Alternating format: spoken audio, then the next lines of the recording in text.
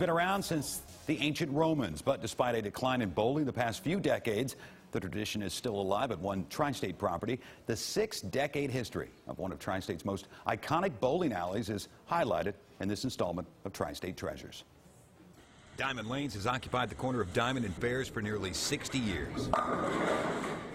Despite the peach-colored facade and a few game experience upgrades, not much has changed inside the 34-lane bowling center. George Arendell is a second-generation owner of the facility. He says his father's frustration with finding a lane one night in 1957 led the family to opening its own bowling business a year later. He and my mom and their best friends went to go bowling at Willow Lanes on a Saturday night, and they checked in at 9, put their name down on the list, and by midnight they still didn't have a lane. So they got frustrated and went to one of them's house to have breakfast, and that's when my father decided if they had to wait that long, there must be money in this business. But the family still needed a suitable property.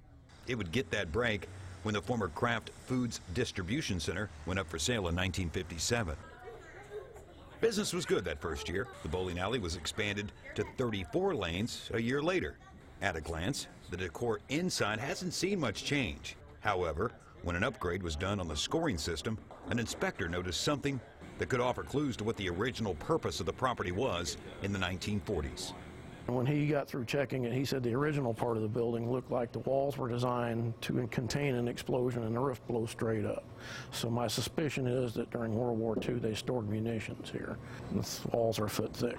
Poured concrete. It took days to cut that hole for the bar service through there. It probably also took days to find the perfect coat of pink and lime green paint to cover the walls of the bowling alley bar. Behind the colorful walls of the bowling center reveals some of the most expensive parts of operating a bowling alley. The pin setters. The value of each rivals the price of a new car, about $25,000, which includes the lanes and ball return machines. In the 1950s and 60s, Diamond Lanes was host of PBA events and welcomed in one of the world's most famous bowlers at the time, Carmen Salvino, for an exhibition event.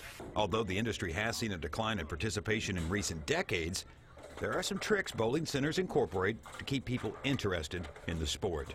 Globe Bowling and leagues keep patrons participating, but Diamond Lanes does have one feature that their rivals don't. We've got the automatic bumpers, which I think we're about the only one in town that has the automatic bumper. You type in the name, you select the bowler you want the bumpers for, select them, and they'll pop up for the little kids and go back down for the adults. And in case you're curious to the handicap of a bowling alley owner, George's best days were before he even took over the business. Now? Yeah. About 150s.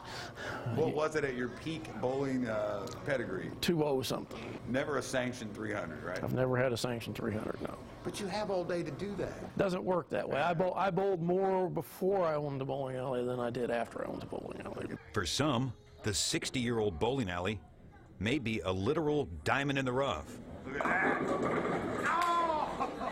For others, it's just another Tri-State treasure. Tommy Mason, 44 News.